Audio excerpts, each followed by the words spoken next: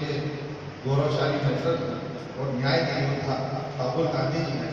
जिस तरह से समाज में बढ़ती हुई आर्थिक असमानता की बात उठाई और जातिगत जनगणना को लेकर पहल करी, इसका विरोध कर रहे हैं। स्वयं प्रधानमंत्री नरेंद्र मोदी जी कह रहे थे कि हमने 4 वर्ग बना लिए, एक महिला, एक पुरुष, किसान, युवा, और आज कोई भारतीय जनता पार्टी के नेता जातिगत जाति पूछना आएगा तो उसको पहले लाभ लाऊंगा। यही विनीत शर्मा जी कहते हैं कि जातिगत जनगणना से कांग्रेस पार्टी विभाजनकारी राजनीति को जन्म दे रही है। यही शिवराज सिंह चौहान जी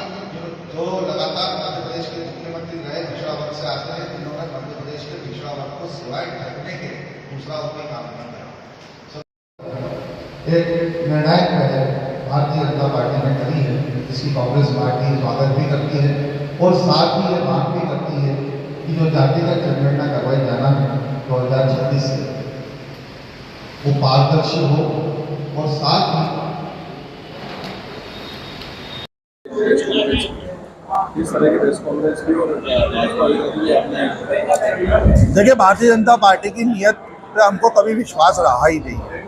भारतीय जनता पार्टी कहती है कि मध्य प्रदेश में 4 पिछड़ा वर्ग से हमने मुख्यमंत्री दिए। देश के प्रधानमंत्री नरेंद्र मोदी जी संसद भवन में रोते हुए कहते हैं कि मैं पिछड़ा वर्ग से आता हूं, लेकिन मध्य प्रदेश की जो सर्वाधिक पिछड़ी आबादी है, जिसको तत्कालीन मुख्यमंत्री कमलनाथ जी ने 27% आरक्षण का लाभ दिया था, आज तक भारतीय जनता पार्टी मध्य प्रदेश की पिछड़ी आबादी को 27% आरक्षण का लाभ नहीं दे पा रही है। साथ ही आपने और हमने सबने देखा कि 87-13 का जो फार्मूला शासकीय भर्तियों पे लागू किया गया था, जिसको लेके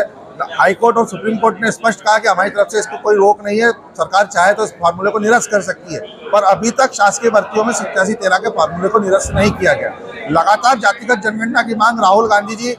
देश के विभिन्न मंचों से करते हुए चले आ रहे थे। भारत जोड़ो यात्रा में उन्होंने कहा कि देश के अंदर आर्थिक समानता बढ़ती जा रही है, इसको लेकर जातिगत जनगणना करवाई जाना चाहिए। भारत के प्रत्येक नागरिक की शैक्षणिक, आर्थिक और सामाजिक स्तर पर जातिगत जनगणना करवाई है। अब जाके भारतीय जनता पार्टी इस निर्णय पे पहुंची है,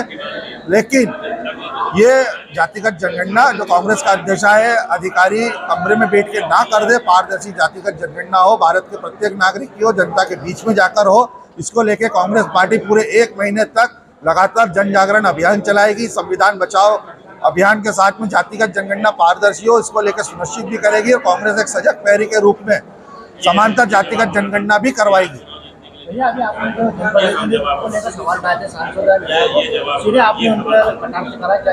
देखिए, पहलगाम जैसी दुखद घटना होती है, 140 करोड़ का भारत हमारा आज आंदोलित और आक्रोशित है ऐसी घटना के ऊपर, परंतु ना केंद्र सरकार के मंत्री, प्रधानमंत्री, रक्षा मंत्री इसको लेके पत्रकार वार्ता करके भारत के प्रत्येक नागरिक की जिज्ञासा को शांत करते, ना ही भारतीय जनता पार्टी के जनप्रतिनिधि, चाहे वो सांसद ही क्यों ना हो, इस विषय को लेके जनता के बीच में केंद्र सरकार क्या नीति अपना रही है इसको लेके किसी प्रकार की बात स्पष्ट करते हैं। तो ये बताता है कि भारतीय जनता पार्टी इस दुखद घटना के बाद भी कितनी संजीदा है। जहाँ तक कांग्रेस की बात है, कांग्रेस ने 1 दिवसीय लोकसभा का और राज्यसभा का विशेष सत्र बुलाने की मांग आदरणीय राहुल गांधी जी ने करी है। उसके बाद भी मोदी सरकार ने इस और अभी तक किसी प्रकार की कोई कार्रवाई नहीं करी है। तो ये दर्शाता है कि भारतीय जनता पार्टी को सिर्फ चुनावी से मतलब है, क्योंकि आपने देखा जिस तरह से नरेंद्र मोदी जी जब हमला होता है तो आते हैं और सीधा बिहार रैली में जाते हैं, और राहुल गांधी जी जब आते हैं अमेरिका से अपना दौरा निरस्त करके तो सर्वदलीय बैठक में शामिल होते हैं और पहलगाम में जाके पीड़ितों से मिलते हैं।